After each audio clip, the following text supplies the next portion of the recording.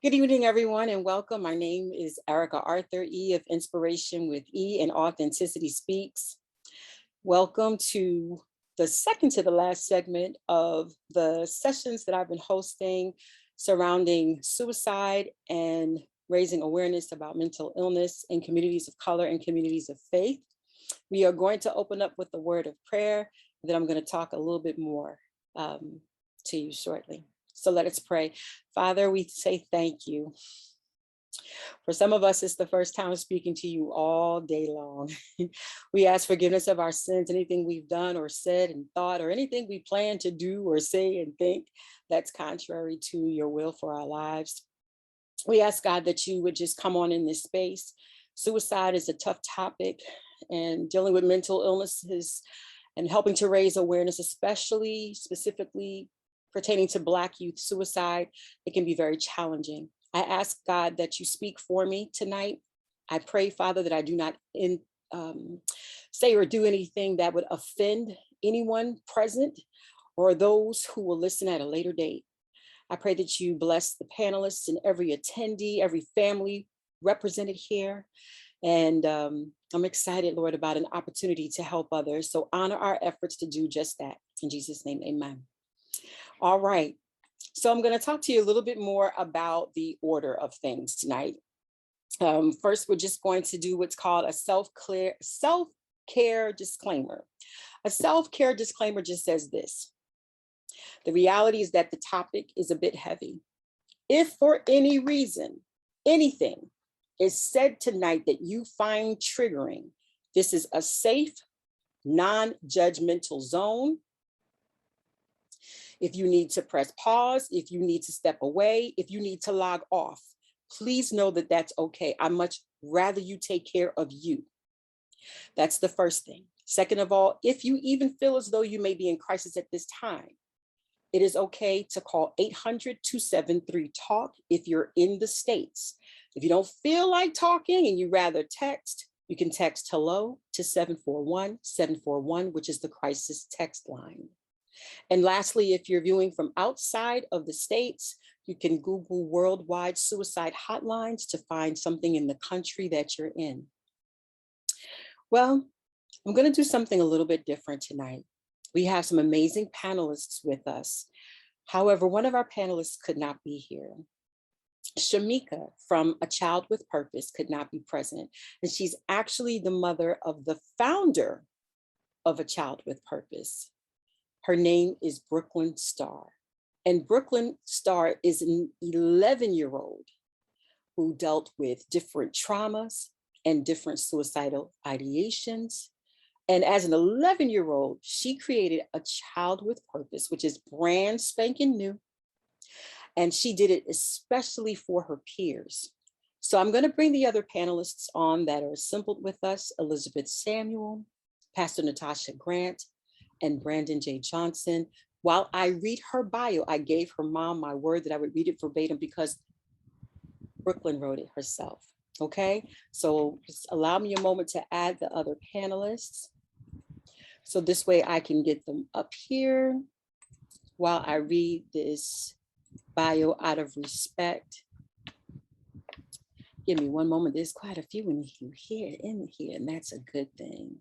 So glad that you're here. Thank you for being with us. We're going to seize this opportunity just to love on her. And I want to honor her in her absence because we are grown and we deal with so many things, right? So imagine an 11-year-old who says, there is a need and I'm willing to meet that need. Reading her bio verbatim. Brooklynn-Starr started A Child with Purpose in November 2020. This ministry was started because of the trauma that I endured watching both my grandparents, who were my best friends, pass away in the home. I took joy helping take care of them. In 2014, when my grandmother was told she had breast cancer, I moved back to Philadelphia to live with my grandparents. While there, I would go with my grandmother to chemo treatments, radiation treatments, and hospital stays. The doctors even taught me how to care for her. March 2017, my grandmother passed away in the home we shared. After that, I was down, sad, mad, depressed, and angry. I started to fail in school after always being on honor roll. I started to pull my hair out because of all the pain I was going through. My mom and dad took me to grief counseling and therapy. I seemed to get better, started to pass in school again, and was happy again. Then in November 2018, my grandfather moved in with my family, but the happiness didn't last long. On my birthday, December 1st, my grandfather had a stroke and I watched people take him to the hospital. For 6 months, he stayed in the hospital and nursing home. September 2019, he came back home, but he couldn't move, so we had to care for him. November 2019, my grandfather passed, so I was back to that sad place again. My mom and dad took me to counseling. With the help of my family, church family, community support, I started to get better. I'm now in the 6th grade honors classes. The reason I started this is to let other young people know it's okay to ask for help. You can get better. So Brooklynn-Starr, we're just going to use this moment to speak life into you, to let you know that you are incredibly courageous. You are incredibly brave. We're honored that you practice for this, your first opportunity to speak about it, practice your public speaking. We're so proud of you, and we will support you in any way that we can. So Elizabeth is going to say something to you. We'll start with Elizabeth, Pastor Natasha Grant, and then Brandon. Yes. Hi, Brooklyn. I wish that I could have met you in person, but hopefully in the future we'll get to meet.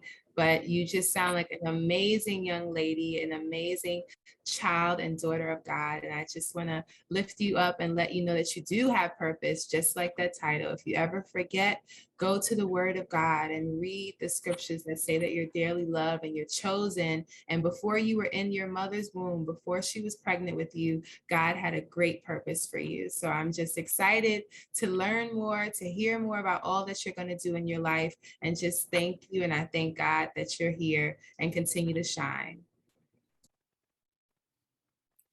Hi, Brooklyn. Hi, Brooklyn. I am honored just to hear your story. And there are going to be so many individuals that are going to be blessed just by your story. The fact that you would turn something that counts as a conversation as a 11-year-old to say that you want to pour in and help your peers not to go through the same thing speaks volumes. Jeremiah 29:11 says, "For I know the plans I have for you, declareth the Lord, plans of a hope and a future and desired end." And I know that God has amazing plans for you. We're going to hear your name again. You're going to impact so many other individuals because of your purpose. Mom, you are raising an amazing human being. You should be proud and excited about Brooklyn. God bless. I can't wait to meet you. Hey, hey, Brooklyn. I want to say thank you for bringing your light into the world. There are so many young people who feel so alone in this space, and encounter these challenges and don't really know what direction to go to. And adults sometimes don't quite always get it right or may not understand. But for you to stand up in your truth and with your experience and to live those out boldly while encouraging other people, you're going to see lives transformed by what you're bringing to the table. Listen, there are adults that are nervous about walking in their purpose. For you to be 11 years old and to be able to walk boldly and faithfully into your purpose is inspiring, even just to me right in this moment. And I know it's going to be for other people, especially your age, who are nervous about stepping out on faith, but know it's their calling. So I want to encourage you, love on you, support you, and I'm looking forward to seeing all the great things that you're going to do. Excellent. Thank you all so much. For the sake of time, we're going to keep it moving and go right down the line. I'm going to be starting with Elizabeth Samuel. And so with Elizabeth, I intentionally kept these bios close. I figured it was not, even though I'm born and reared in Brooklyn and the hip hop freestyle may come out, I figured it'd be a good thing to stick to the script and read the bio verbatim for you. And so it says here, Elizabeth Samuel is first and foremost a beloved daughter and follower of Christ. She has a passion for people, helping, sharing, and encouraging any and all she can. A native New Yorker, she was born and still resides in the Bronx, although she considers Harlem her second home. She currently works in the nonprofit industry and has worked in various sectors, including finance, education, and retail. She holds a bachelor's degree in religious studies and African American studies and a master's degree in sociology of education. Her greatest goal and desire to lead others is to experience the love and saving grace of our Lord Jesus Christ.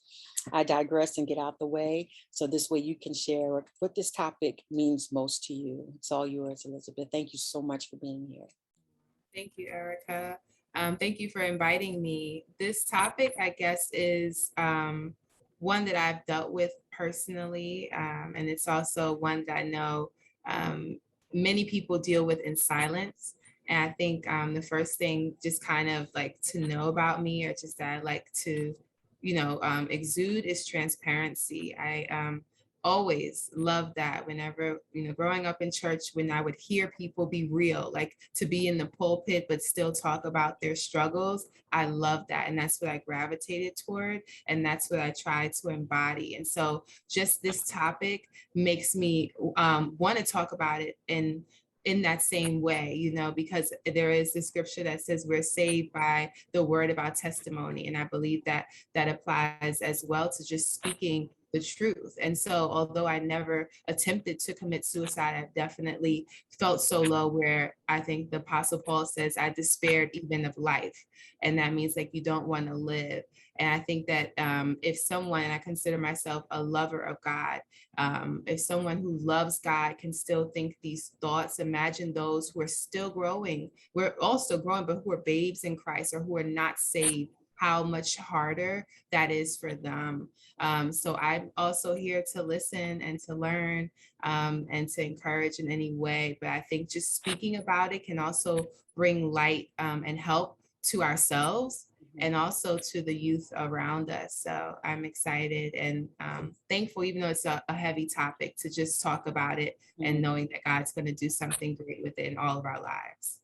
I completely agree with you wholeheartedly, Elizabeth. One of the things I think we miss opportunities, especially with you having a burden for youth and young adult, but also the fact that you work with youth and young adult. Talk a little bit about that as it relates to this topic, and any ideas or insights on what it looks like in ending stigma real time. Yes, so in my church, I'm in charge of our young adult ministry, which goes from 18 to now like 40s because of the changing nature of church. But I've always been involved with the youth, with the young adults, even in my like career path. I've worked with all ages, elementary, middle, and high school. And I think this is a topic that we do not talk about. I've never like had sit down conversations with any youth or young adults about it, but then to see things in the news and see that there are 8-year-olds who are committing suicide. It means that these conversations need to happen. And I do pray that more of these will happen authentically and also purposefully and purposefully and intentionally, because that is the way to end the stigma, because so many people are going through these things, but they're hiding it and they're saying, oh no, these are children, so they can't think like that. But I think back to when I was 11 and 12 and 13, and I knew about a whole lot of stuff and I was thinking about a whole lot of things. And so we have to realize and put ourselves back there that children are people and they're able to formulate these thoughts and these plans just as clear as any one of us here. Awesome. Thank you so much for your time. And we're going to field questions towards the end. And those who are in attendance will have an opportunity to be able to share. But thank you so much. I'm grateful and I appreciate you.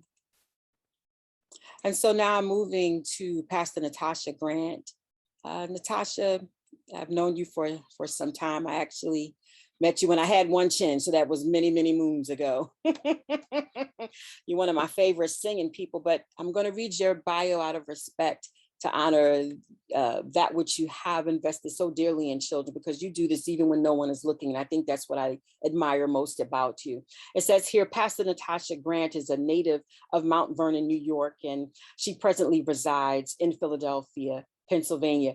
She is one of 15 brothers and sisters, and the daughter of the late Bishop Fred, who was a preaching somebody. I remember him, remember him well, and mother Cynthia Grant. She now serves as pastor of Time for Healing Ministries located in West Philadelphia, and leads also as youth president for the Pennsylvania Diocese, which she has done for 8 years. This is what I mean by boots on the ground. Consecrated in 1999 as evangelist with the Bible Way Church organization, she fervently preaches and teaches the gospel throughout the country as an ordained elder also in 2008. Professionally, Evangelist Grant leads as a middle school science teacher at a Christian school in Southwest Philadelphia.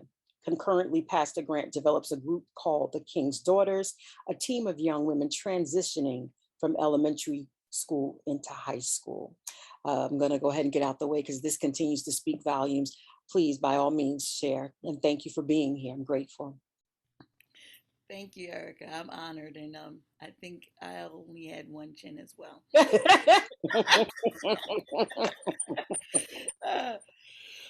But thank you for allowing light to be shined on a topic that we don't really speak enough about. And I was shaking my head in agreement with Elizabeth as she was sharing. And when I was jotting down some notes, I said, we rarely have a moral dilemma about a toothache or going to the hospital for a heart attack, but we have to consult so many individuals when it comes to the issues of depression and suicide and mental health.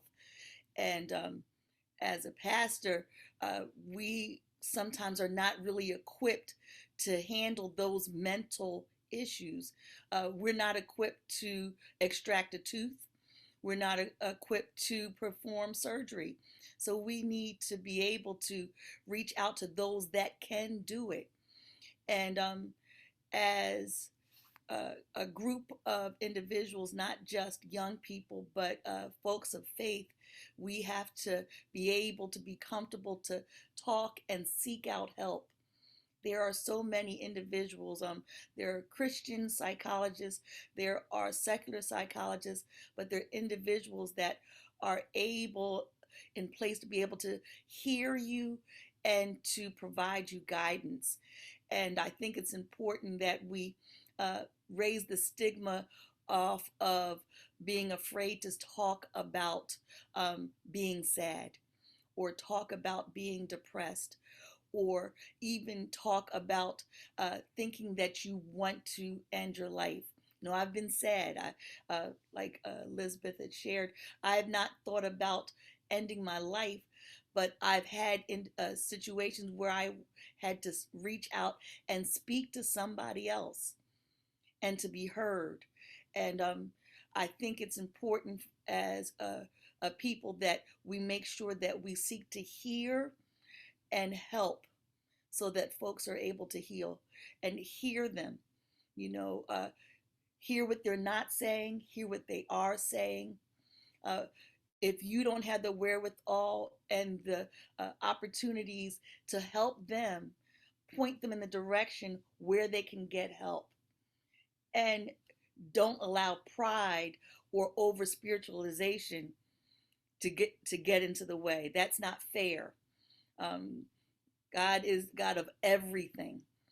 He made our minds complex, and we need to be able to cry out to help for whatever help we ever need. So I'm glad that I'm here, and I'm anxious to learn a little bit more and to hear where people are looking and getting help as well. Excellent. I appreciate that. Before we move to Brandon Johnson, who is our resident subject matter expert on this, one of the things, Pastor, I want to ask you, especially the fact that you work as a teacher. Middle school, that's a tough time. If we think back to when we were in junior high school and just what that looked like, we're awkward. It's awkward. Do you notice that that age group presents its own challenges in terms of this particular topic or anything else surrounding that age group? I'm very interested in that. I was I have fifth grade to eighth grade now. Mm, So the fifth graders, they're way young. I was a little hesitant saying that they should have been part of the middle school, but mhm, as them being part of the middle school now, I'm noticing that they wear their emotions on their sleeve, mm, which is different from my seventh and eighth graders who play it close to the vest, and they'll be angry quicker than mm, showing true emotion. mm, So I see it. Um, I am blessed to teach at a Christian school in Southwest Philadelphia, Cornerstone Christian Academy. You know, go Knights. mhm, Being able to pray and ask God for His guidance, but when I was in the public school system, I was able to kind of listen to them, what they're not saying. mhm, If they're absent all the time, inquire. If they're deciding that, making drastic changes in their appearance or their eating habits or their circles, inquire, find out what's going on, and uh, be an ear to them.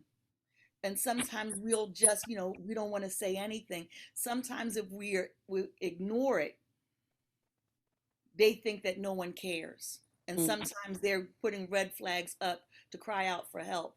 So I'm seeing that in the middle school, and with social media, the way it is, one of the things that we've encountered in the years before the pandemic, um, something that would transpire in the classroom that mhm. would be between maybe 15 or 16 people, they'll go on social media and quote or tweet about it, and it's now bigger than them.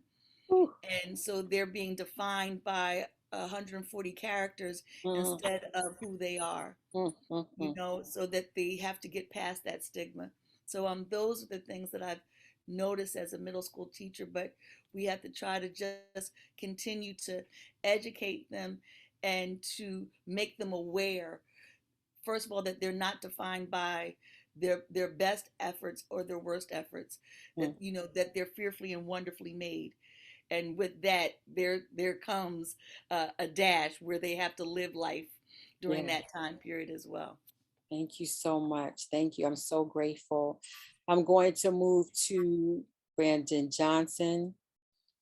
I'm going to read his bio because it helps you understand why he is our featured speaker tonight. I'm going to read his bio, but I'm going to just speak from my heart very briefly. So I came across Brandon's information when I was online trying to learn about who else was already doing the work as it relates to suicide awareness and especially communities of faith. And the abbreviated version is that when I came across his information, and that's how I found out about communities of faith and the work that he does, it gave me hope. It gave me hope because it made me feel like there's no need to reinvent the wheel. The enemy will always make people feel as though they're operating in isolation, either with how they feel, no one understands how I feel. But in this work, it was like, is there anybody out there who's trying to have this conversation? And I felt like I was just screaming into a bubble, like, is there anyone out there? And then when I came across Brandon, I was like, oh my goodness, here's a brother who's already doing the work. And long story short, he's so incredibly experienced, and he's a man of God who has a burden for youth ministry, and he does this professionally. So it's a beautiful blend of both gifts and talents and time. So I'm going to read a part of his bio because I do want to give him room to seize this teaching opportunity. It says here that Brandon J. Johnson is a tireless advocate for positive mental health and suicide prevention services for youth and adults across the country. Brandon earned a Bachelor of Science degree from Morgan State University in 2008 and a Master's of Health Science degree from Johns Hopkins Bloomberg School of Public Health in 2012, where he also earned a graduate certificate in health education. In 2020, Brandon earned the Master Certified Health Education Specialist credential from the National Commission for Health Education credentialing. Currently, he serves as a public health advisor at the Substance Abuse Mental Health Services Administration, SAMHSA, in the suicide prevention branch at the U.S. Department of Health and Human Services. So awesome. In this role, Brandon serves as a government project officer for various suicide prevention grant programs that respectively target youth, adults, and healthcare systems. Brandon is also the government project officer for the Suicide Prevention Resource Center, which provides suicide-specific materials, webinars, and training to organizations. We're gonna get this together and be hooked on phonics reading his brother's bio tonight, and communities all over the country working to prevent suicides. Another highlight of Brandon's career is his current role as the co-lead of the National Action Alliance for Suicide Prevention's Faith Communities Task Force.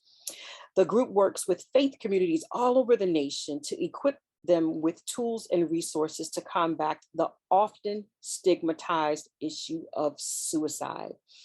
And I added here that he's also serving as the subject matter expert for the Aakoma Project, which I'm sure he'll touch on, and the founder of the Black Mental Wellness Lounge on YouTube. It is my honor, my absolute honor to get out the way and digress. And I do want to publicly say, before we get any further, thank you for being kind. Thank you for being approachable, even from a distance. I'm very, very grateful for your graciousness. Now I digress. Ericka, you're far too kind. Yeah, I mean, I don't know what else to say, but I love you, sis. I'm Appreciate happy you. that you, Much love, brother. Put this together and to have this conversation. And definitely would just want to say hello to my fellow panelists, also Elizabeth and Pastor Natasha. I'm excited to get the conversation going. I'm going to go ahead and start rolling. Again, Ericka has already laid the foundation for this. And again, we're going to get into some stuff that's going to be a little heavy.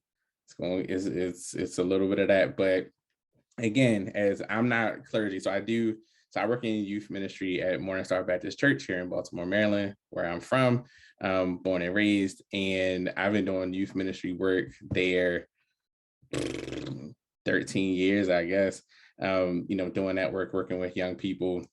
You've been in youth ministry for a long time when you call your kids your babies, and then your kids going off, have families and have kids, all that kind of stuff. And so, just excited to share and kind of get things going.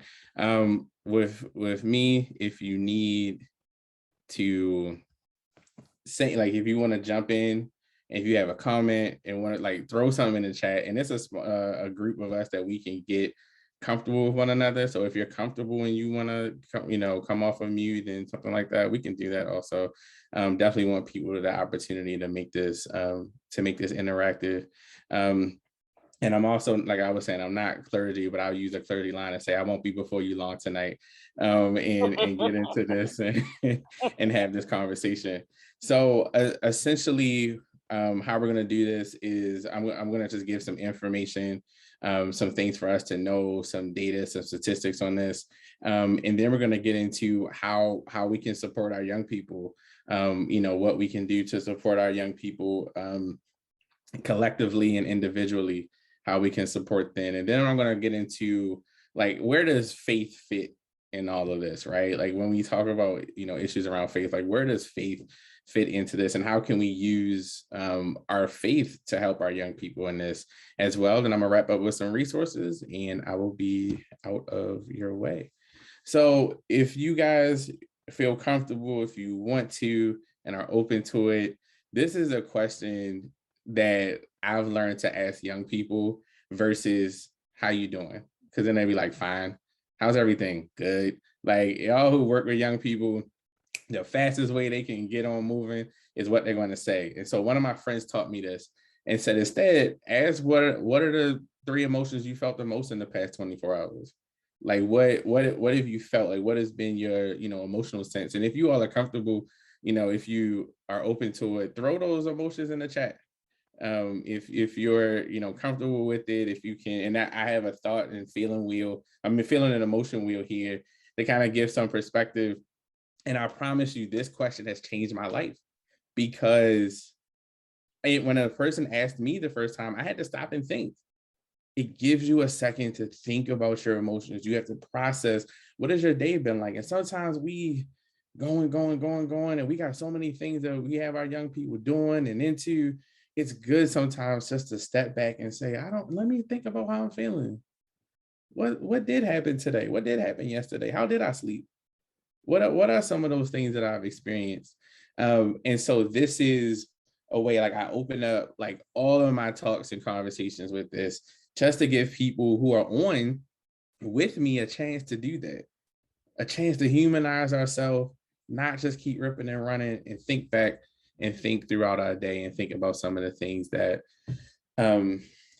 we felt. So thank you all, for those of you all who put some stuff into the chat. If you put something positive in, I hope that maintains. I hope you keep it. I hope you hold on to it. For those of you all who put some things that you may want to change, I hope you have the opportunity to do that and have some tools and resources to do that as well. So I appreciate everybody. Listen, I am tired too.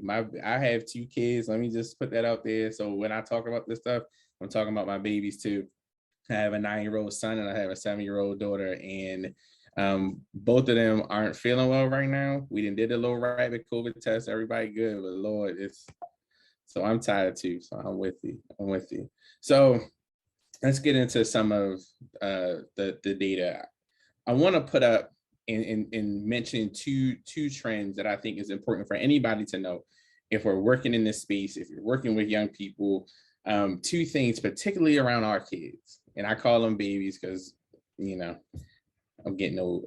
But with our kids, it's important to understand these 2 things.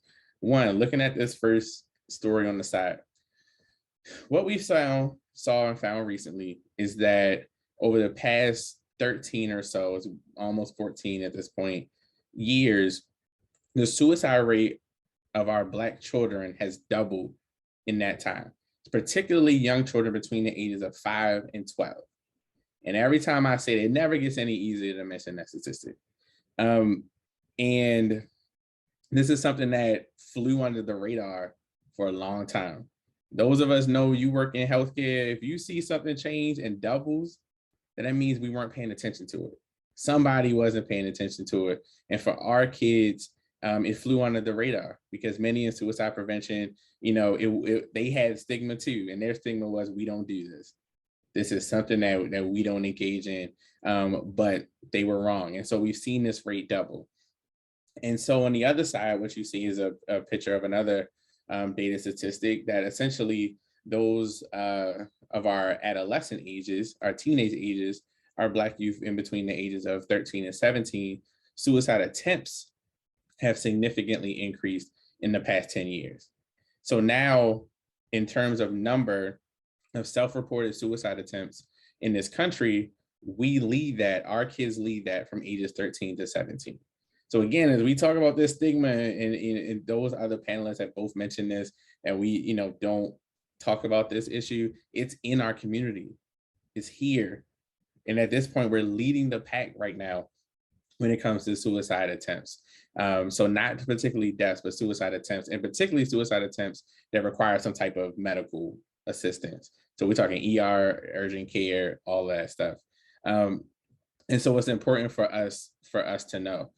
A couple of things, you don't have to memorize this chart. I want to pull a couple of things from this to talk about this as well. These are circumstances and things that were happening with the young people who died by suicide between the ages of 10 to 17, who are Black and who are white, and looking at what are some of the things that were happening around 2 weeks prior to the suicide death. And this gives us information about what we need to be looking out for, right?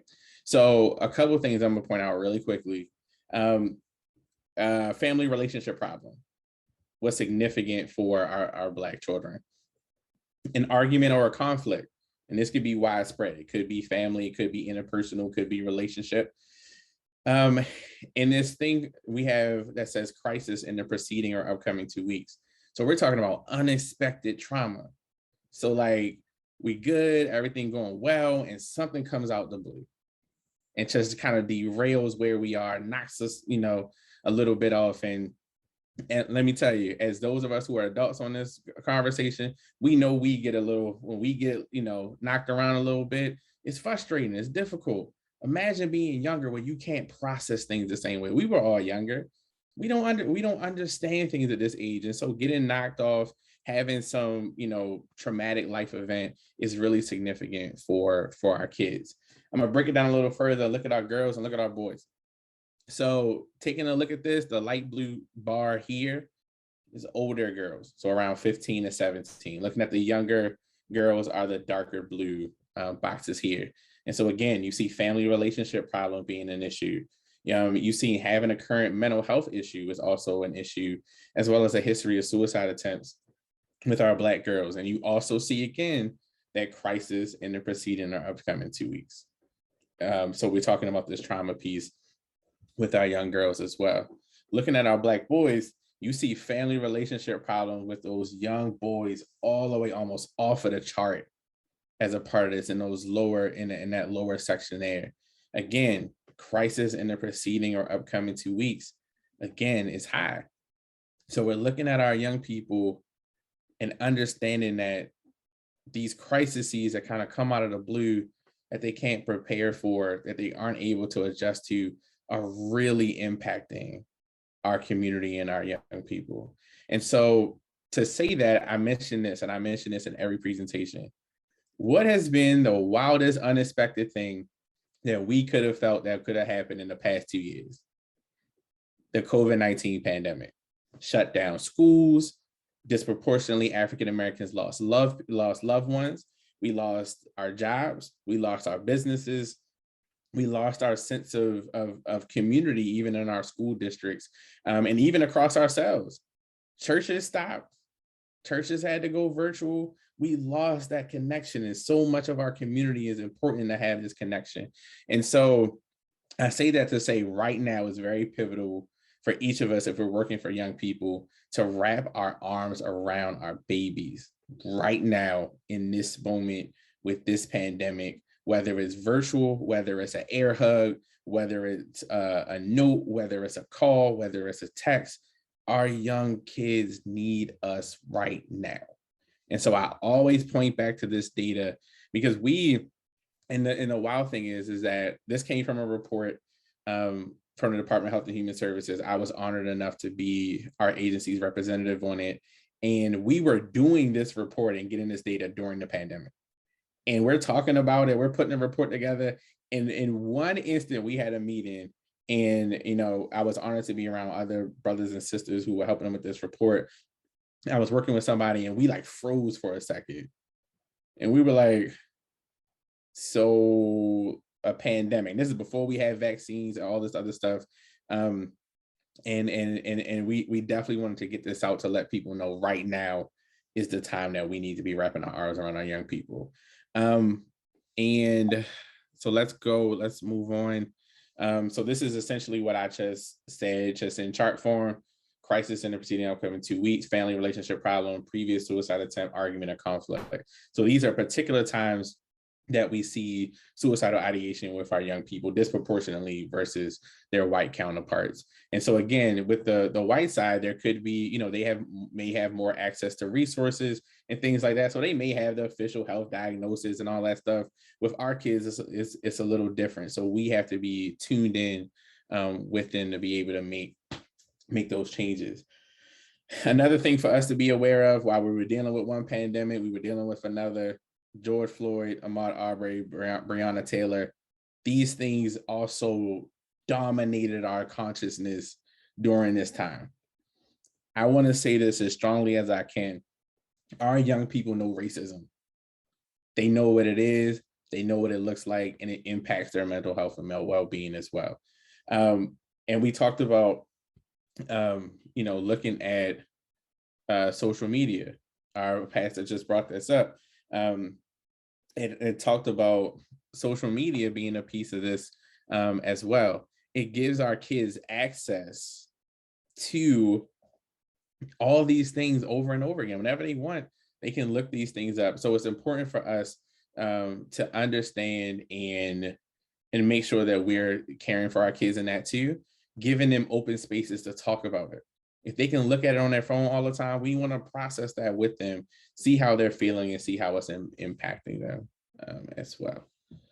So I'm going to get into how can we help, some things that we all can generally do to support our young people here.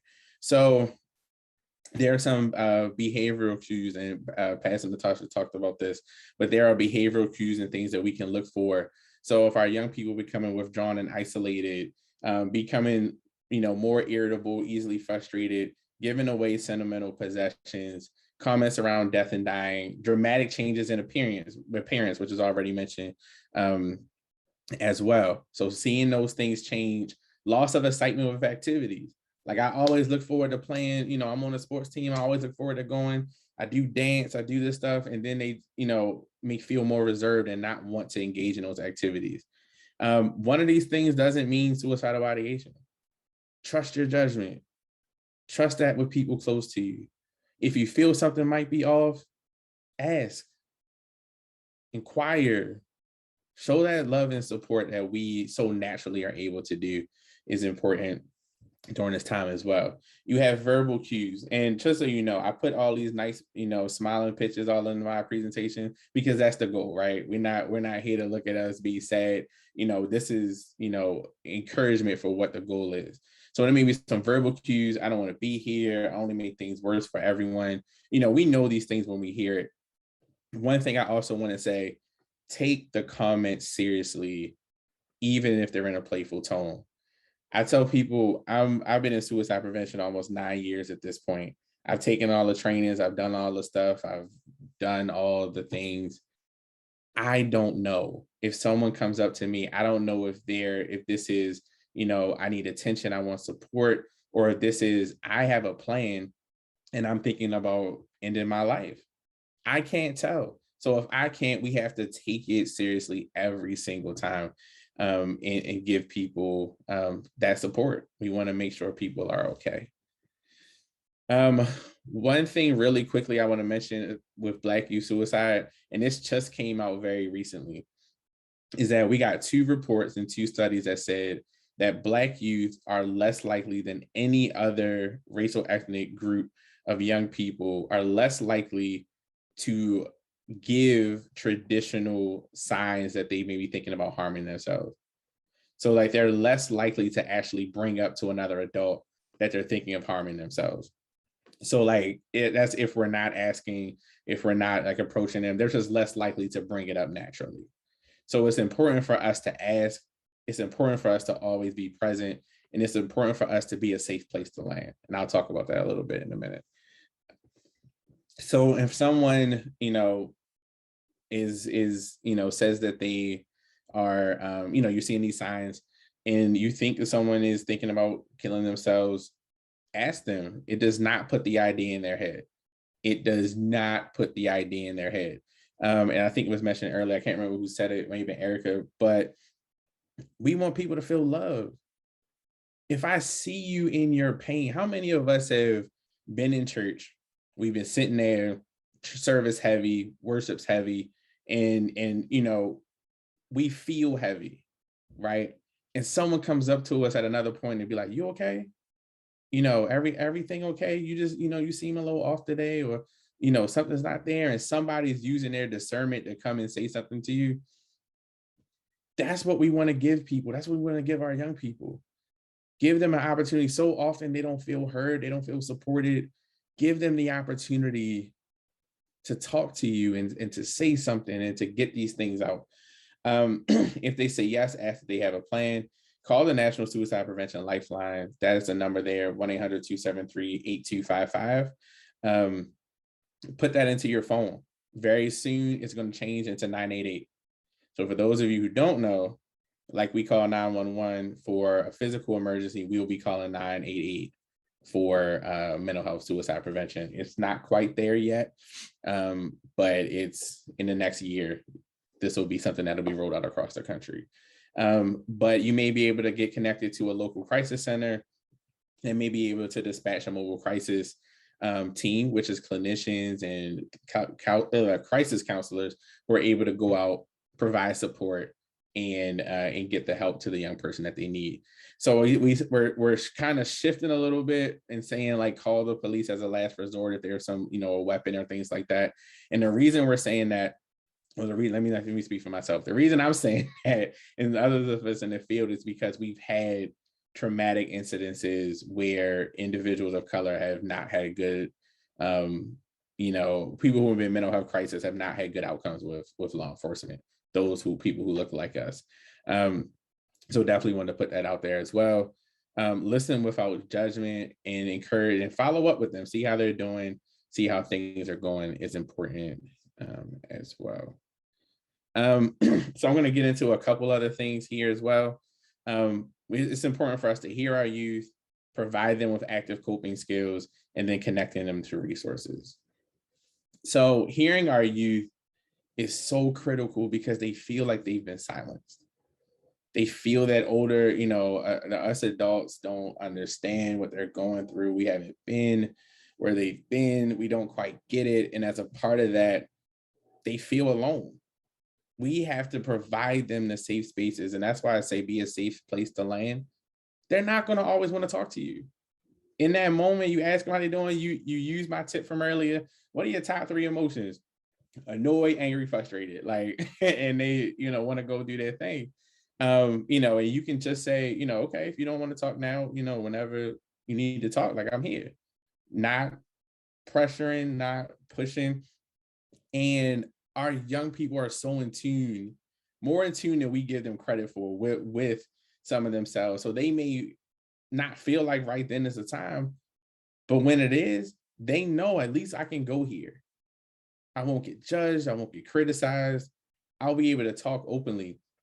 Even if you hear things that are shocking, that are, things that kind of, set you back a little bit, allow them to get it off and say, man, I know that must be tough for you to experience. Give them the space to do that without, and again, sometimes it's hard, but, naturally, sometimes we'll be like, or that, and then don't dehumanize their experience. That's the other thing that I can say very clearly. Don't dehumanize their experience. So often, young people, I work with young people for a long time, they'll talk about a relationship ending, and us adults, we don't handle that well sometimes. And we're just like, oh, that's puppy love. You won't even remember that person's name wait till you get to college. You'll be looking at this person, that person, it's fine. But in that moment, that's very real to them. A very real situation for them, and we want to make sure that we're honoring their experiences. So these are some strategies and some things to do in ways to get them to talk, and who are some trusted adults to do as well. Active coping is essentially, this is an issue that I'm dealing with. This is how I can, get myself to feel better about it. So it could be reading, it could be TV, it could be prayer, meditation, it could be exercising. Adjusting expectations also. So doing some reframing can also help as well. So let's get into this conversation of where faith fits into this. So this is the comprehensive approach to suicide prevention, right? This is essentially the Suicide Prevention Resource Center created this a while ago at this point. And This was something that basically it's just like, these are the pieces to the puzzle to do suicide prevention. I can make the case that faith and faith communities can fit into every single piece of this puzzle. Every single one. I'm going to walk through some specifically, not all of them, but some of them specifically so we can make some of these linkages. But it fits in everywhere in this puzzle. So as people of faith, we preach and talk and teach about resiliency, about overcoming difficult situations, hardships, disappointments, those traumatic life experiences that we talk about. Those are things that we have been equipped to help people through significantly. We have examples throughout the Bible. We have examples specifically in Jesus about overcoming resiliency. Calvary is overcoming resilience, being resilient, overcoming things, right? And so it's important for us to know that we're naturally already doing that. We're naturally already equipping people this. And so if we can add a lens around suicide prevention, there are so many people that we can save. Faith has been proven, people engaged in faith communities, going to church every Sunday, being involved in services, has been shown to reduce major depression, increase overall prevention of, and this is not just mental health, mental and physical health, and improve life satisfaction. We can help people feel better about their lives. We're already doing it. So we can help people feel better about their lives, and even our young people. So we have faith and resiliency. Faith leaders are in position to provide messages of hope and encourage those under their care, specifically around difficult times. The pandemic has created so much grief and loss, whether it be a death from COVID or just a loss of normalcy, especially with our young people. We can provide those messages of hope. And also, so many of us, so many places of worship do so much education. We'll do a GED program. Listen, we'll do anything. We do a GED program. We'll do diabetes education. We'll do education on, we'll do cooking classes. You know, like, we are in position to help people learn and grow. We've understood as church and community that individuals have different aspects of it. There's a spiritual part that needs to be fed. There's physical and there's mental and emotional pieces of this as well. And thankfully, I know people had their criticisms about the church. We've moved into a space where we understand this. I've seen so many examples of it. And so if we can add mental health education, what we call psychoeducation, suicide prevention education into the faith community, we do so much good, because first of all, the stigma comes off of it. We're not here talking about condemnation. We're here talking about healing and growth and development and overcoming these things, and having your life satisfaction picked up, your sense of purpose, your purpose, your destiny is instilled in you now, and we're giving you the tools to learn it here inside the church, right? And so this is another aspect as well. Increasing help-seeking behaviors. We can connect community, and this was said earlier also, connecting church and community resources. The church can be a hub. One of the most powerful things that I tell churches and faith communities that I talk to across the country, create a referral list. Go find the people closest to your church in proximity that have therapists, that do crisis, that are a community-based organization for our young people. Build those relationships. When we go outside the walls and we build these relationships, now we can say, you know, sister such and such, her son is dealing with this. And we can go, okay, I know such and such down the street, like they got openings, they do this stuff. And, you know, this person's upset about grief and loss. Oh, there's a grief and loss center right here.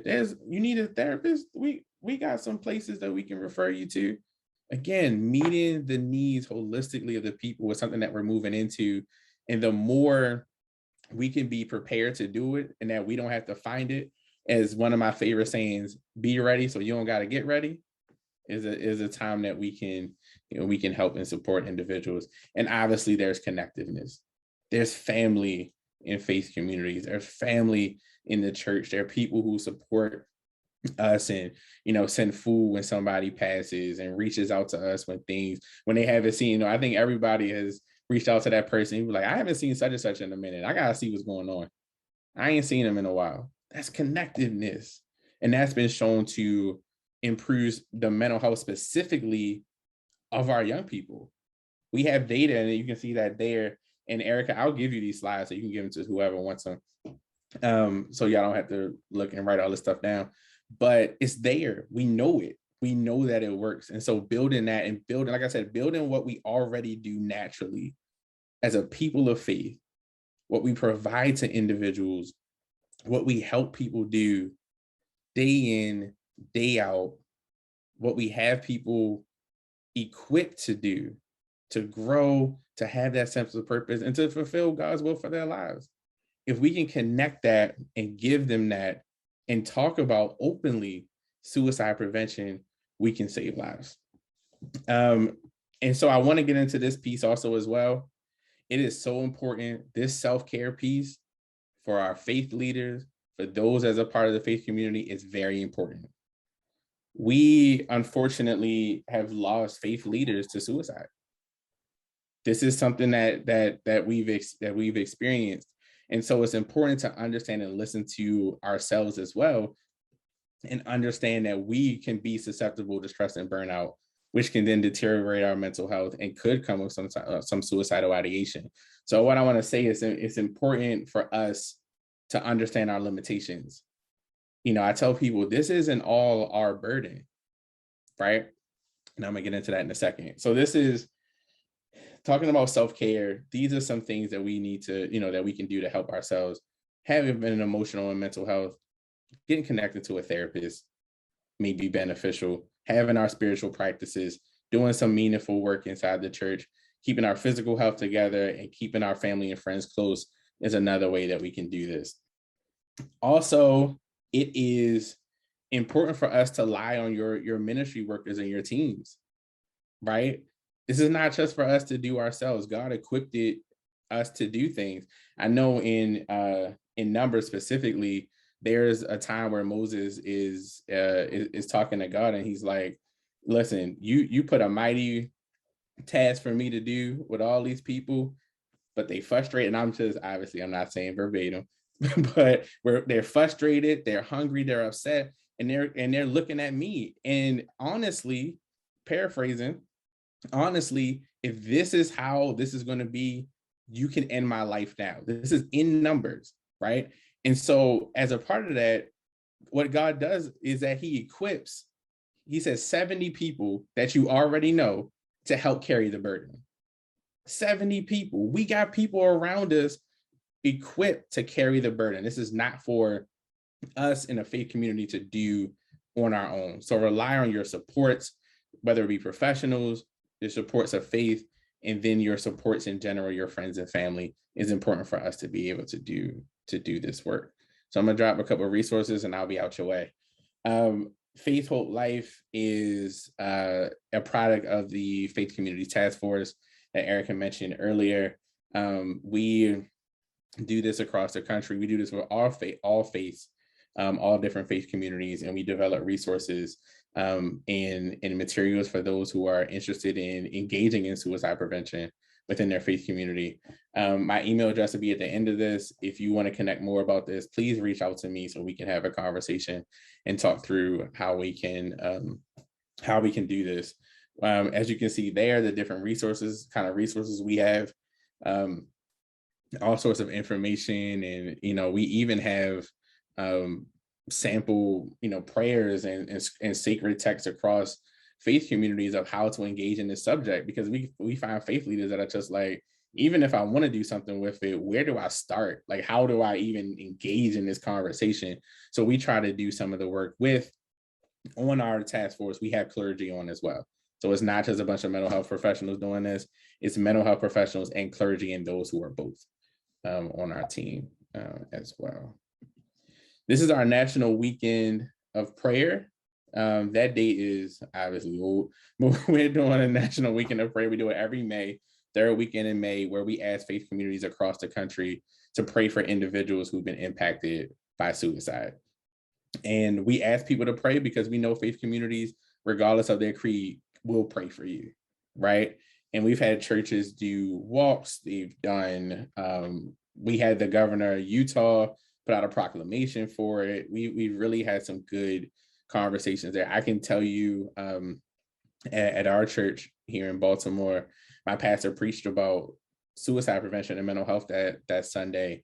And afterwards, he emailed me and he said he had 3 families who came and called the church afterwards looking for resources for their kids. 6, 7, 11. And I always take that with me because just normalizing the conversation can really have some impacts as well. This is our faith leader competencies.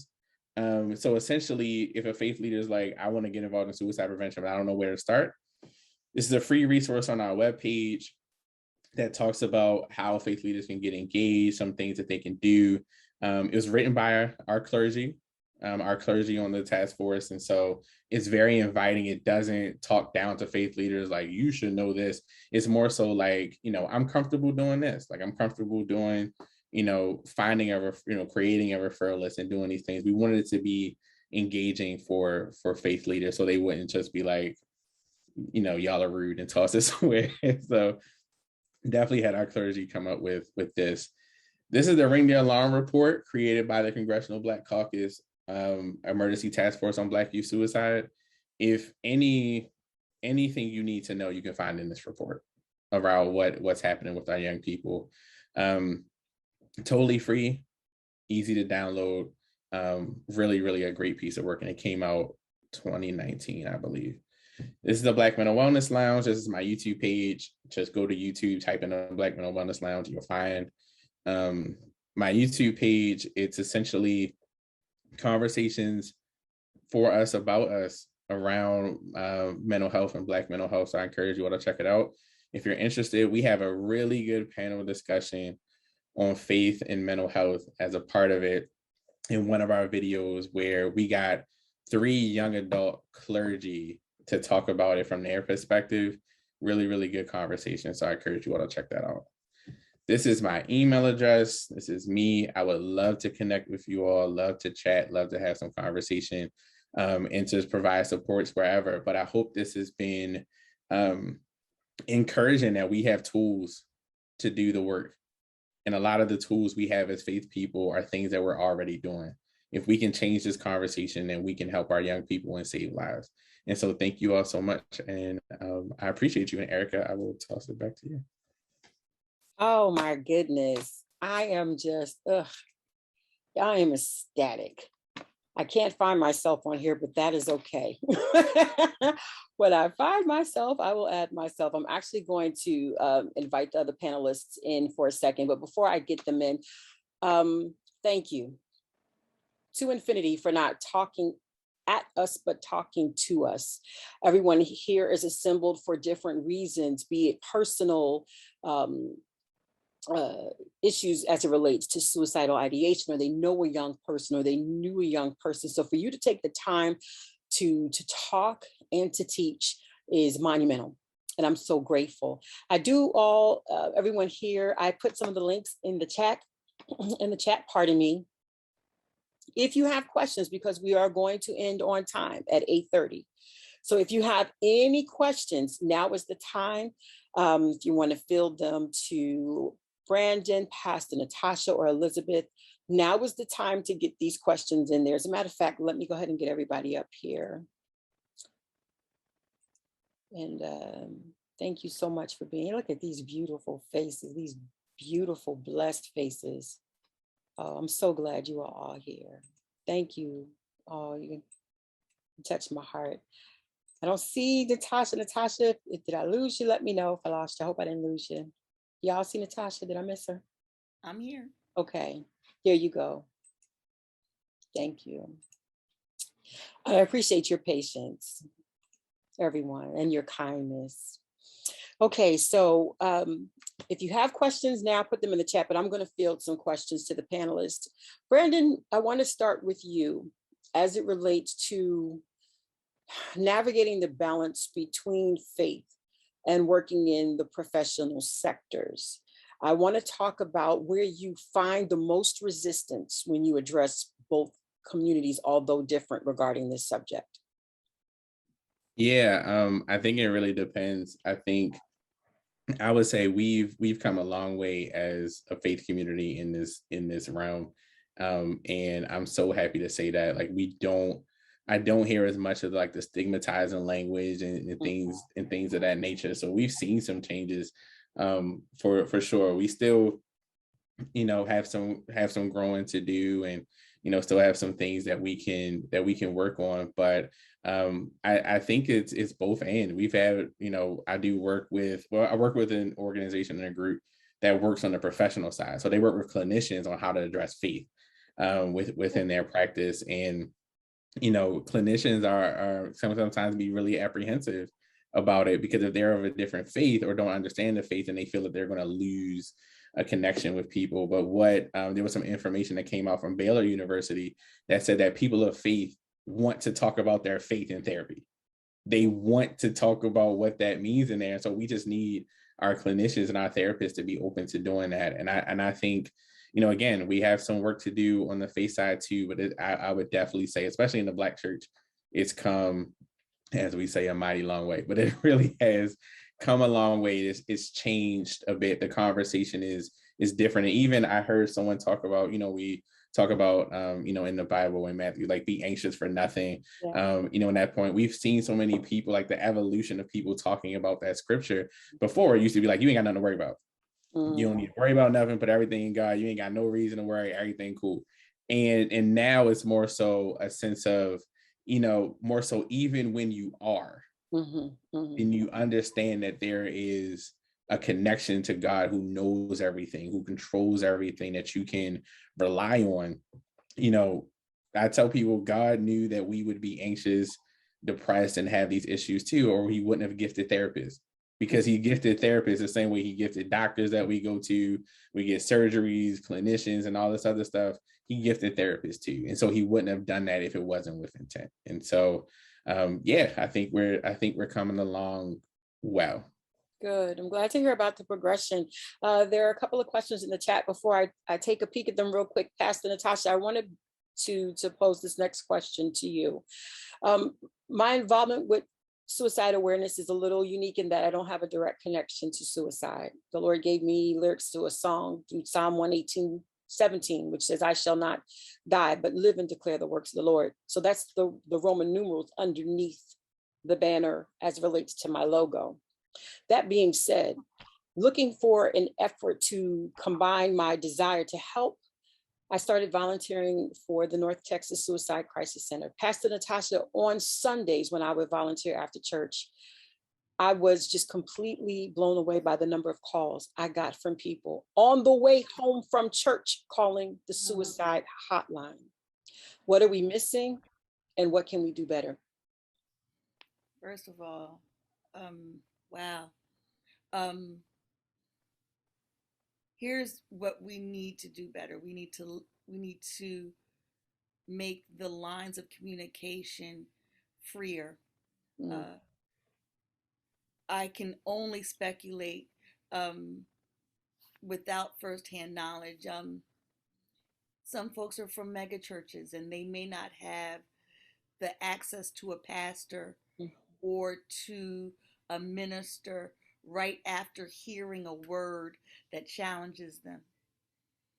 So instead of going to the altar call, they wrestled with what they heard, and now they have to deal with it. So my prayer is that there are individuals that are available to them after a convicting word or a word that's shared that moves them to action. Because in the early church, if you heard a good word, you would move right to the altar. But now some folks, they may not treat attending church or zooming church in the same way. It's just something, they're going to get some information and they're left to deal with it on their own. So maybe providing opportunities for folks to call in.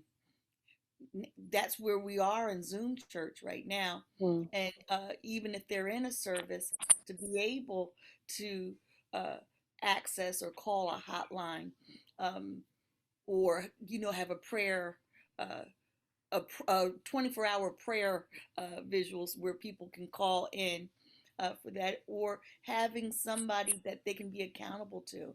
Mm. Community. Everybody doesn't want to tell everybody's business, Right. but if you have a circle, or if you have someone to talk to, Mm-hmm. you're able to kind of have those conversations. Praise God that they're calling you Yeah. and Yeah. not trying to handle the situation on their own, that they feel the need that they have to reach out. I mean, it's sad that it's happening after they're hearing the word, but you might be that person for such a time. Yeah. Yeah. I like that. And I think it's important. I've having served in a mega church and also in a very, very small church. You blink and you don't walk in and out the sanctuary at the same time. So I've done it. I've done it. And I think what happens, I was taught a long time ago, whether you have a large church or a small church, there's always still a handful that do everything. And I do believe that God in the spirit realm has a remnant everywhere, but I also think in the natural, because we are the hands and feet of Jesus, getting everyone involved, not a us, them, or you. Oh, did you touch me? Carry my bag. To each his own. Right. But at the end of the day, your sphere of influence is whoever you come in contact with. And I want everyone to know that we're so much better together. Really important. So thank you for that. I'm going to go to a question in the chat out of respect for those who took the time to ask. Yeah. Well, this is a good one. Elizabeth, I want you to touch on this. The question is, how can we engage parents in the community who unfortunately label their children as bad? Good question. Yeah. First of all, I just want to say, Brandon, that was just a wonderful presentation. Like, I really learned a lot and, had like some food for thought and things I'm going to go back and think on. So thank you. I'm not a parent, so I'm not going to, like say that I know, but thinking back as a child and having worked with children, I think it's being sensitive, it's humbling yourself, and really taking the time to see them clearly and as a person. And that does include prayer. Just as, we as adults, we navigate difficult people in our jobs and our families, even, those closest to us can turn us off. But there's something in us that causes us to fight for them and to ask the Holy Spirit to see them as Christ sees them, and also to give us revelation and discernment. I think the scripture says, like in James, be slow to speak, quick to listen, slow to become angry. That applies with children as well. If we take the time and we're slow and we're listening, then you hear things between the lines, you get more clarity, you get more discernment on why they're acting out, why they're doing this, and you're slow to become angry, because anger begets anger. So if you lash out, then you think your child's gonna, speak back to you calmly or open up to you. It does, of course, there's place and room for discipline, but really just utilizing the Holy Spirit even with your child, and not being so, I would say, married to the thoughts of discipline or the experiences or the traditions of discipline. My mother did it like that, so this is how I'm gonna do it. You never speak to me like this. You never say these words, but really opening yourself up to the Holy Spirit and realizing that everyone is different and there's room for that. Thank you for that. And as a parent, I will say this, and our children are 17 and 19. And I know that as a parent, sometimes there is this pressure to make sure that, like, especially in our community, we'll say, when you go out this house, we make sure that you understand that you represent the house. What goes on in the house stays in the house. And so as parents, we have this low key underlying peer pressure to make sure that our child or children are not the one up the street tearing up the stuff. That ours have a good reputation, but not a good reputation as in the appearance. And then behind closed doors, things are falling apart. So I think what happens as parents is so important to not send mixed messages, because children more so emulate what you do, not what you say. And whatever you do in moderation, your children show up doing in excess. So I think also, to an answer to that question, as parents have that holistic, walk in that holistically, even when no one is looking, because that's when the children are watching. Okay, so this question here says, with youth especially, but not exclusively, do suicides cause or inspire more suicides? Brandon, I'm gonna let you tackle that one. Sort of like that copycat syndrome, I would imagine the question's alluding to, sort of. Yeah, Question. it can, you know, it does, it's not necessarily a one for one. But it can, you can have what we have called it in the field, like contagion in a sense, where, you know, you'll have an individual die by suicide. And what naturally is it's not necessarily like, you know, attention seeking, but, you know, again, we talk about young people may be hurting and we not know that they're hurting. And I talked about traumatic life experiences being a big risk factor for suicide in our kids. So what can be more traumatic than losing your friend, than losing someone close to you? So if they die by suicide, then you're there, you may be dealing with your own stuff. Now you're grieving on top of it. It naturally puts you closer to suicidal ideation in that moment. And so that's essentially what happens. It's not necessarily like, you know, oh, they got attention, so I'm gonna do it. It's more so now my pain is amplified. There's a study that says that when one person dies by suicide, it directly impacts 163 people. So if you have people, and the closer you are in that circle, the more likely you're gonna have that that pain and thing. So the short answer is yes, it can.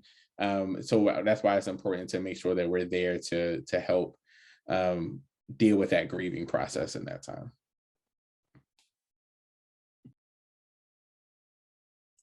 Thank you. I appreciate that. That is extremely important to highlight the contagion factor is powerful. I want to just pause, and I'm going to address the other question as well. Out of respect, I do want to honor, and I appreciate everyone putting questions in the chat. Thank you so much. I want to just very quickly, before I forget, I am a volunteer for AFSP, which is the American Foundation for Suicide Prevention. I'm on the Speakers Bureau and Education Committee. I'm relatively new serving in that capacity. So I'm learning about the programs that we offer. Okay, so I'm trained to present what's called Talk Saves Lives, which means I can come to your facility, your church, or do it virtually. And I have to do that with another AFSP person present because that's proprietary information. But I also learned that aside from Talk Saves Lives, which is an introduction to suicide prevention, there's another program called More Than Sad. And you educators and you teachers, and I'm going to include all the links in the video description when it hits YouTube. But listen, really important for the educators and everyone dealing with Black youth suicide, listen to this. Listen to this. It says that More Than Sad is in place because it's a program to not only help children in terms of depression and preventing teen suicide, but they're resources for students as well as parent education. So when you go to AFSP.org, that's A as in Alpha, F as in Foxtrot, S as in Sierra, P as in Papa.org, really important. Just Google programs because there's actual training for the teachers, for the parents, but also for children to help recognize the signs. So I just wanted to put that out there because the bottom line is that is their sphere of influence, right? Our children, I remember giving them a list of resources to carry in their cell phone in case a friend wants to talk to them. Really important, and this is for everyone on the call who interacts with children. Train children to make sure that they're honest with their friends about what they can and cannot do. If you have a child come to you and say, you promise not to tell, be honest and say, I apologize. I can't promise that I won't tell if you're going to harm yourself or harm someone else, but maybe we can talk to an adult together. So important, because if you're not upfront about what you can and cannot do, the child interprets that as yet another person who has failed them, yet another person who did not keep their promise, yet another person who did not keep their secret. So equip your children, equip your youth groups, equip them with resources that may not mirror your belief system.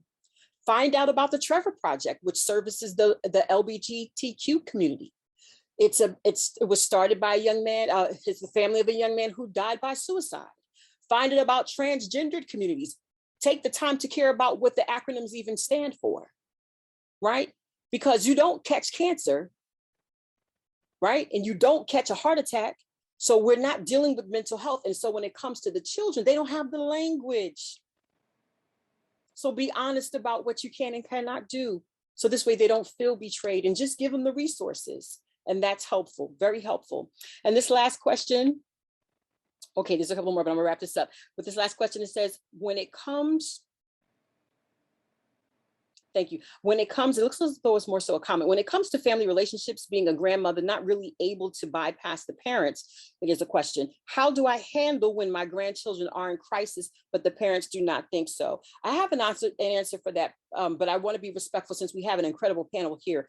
Who wants to touch on that? When the parents see something that the parents go, it's not that deep.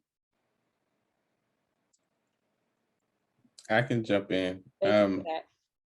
So I think, so with this is a tough place, right? This is a tough situation to deal with. And unfortunately it happens a lot, where we get people who just aren't, wanting to go into that, and for a number of reasons. And, I tell people the mental health system hasn't always been for us either. So, we may have a parent who, feels like they don't want to put their child at risk. There's a lot of reasons why we won't, not necessarily feel comfortable engaging.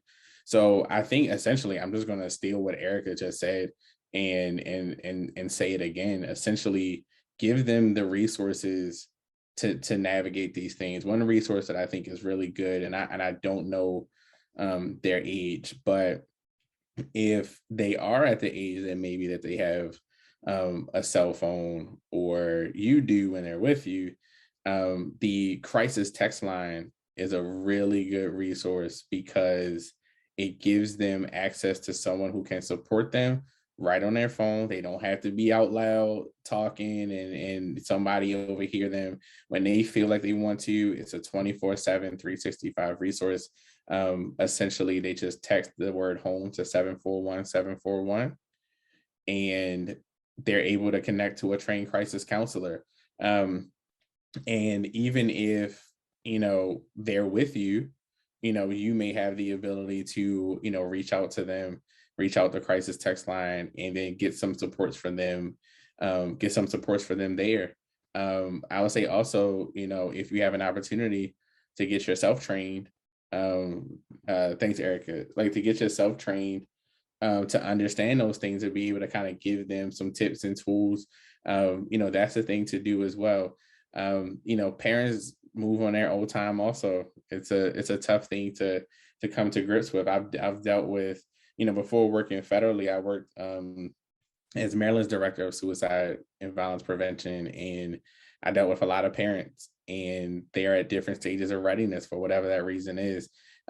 Just try to be patient and try to encourage them, and try not to get frustrated over the situation, and give them resources so they can, they may feel that way and be in denial, and in their quiet moments they may look up something that you give them and just say, let me take a peek at what they're talking about. So again, we know in the faith community about planting seeds. So you plant seeds, and there will be a time to harvest them. There'll be a time to move on them, a time for them to operate in it. And so when you can't, just create fruit in that moment, then just plant the seed. Excellent. We're going to get ready to wrap up. I'm going to take this last question, and then we're going to close out. In the culture we live, regarding how close we can get to young people, how can you connect to young people in a good, safe, and positive way? I think that's important, especially since there's extra social barriers around, and you want to make sure that this, as an adult, that you're not crossing any boundaries. One thing I will say to that, and I want Pastor Natasha to touch on, especially since you're a school teacher, I'm sure there's just some basic practices in place, but it's really important to follow the chain of command.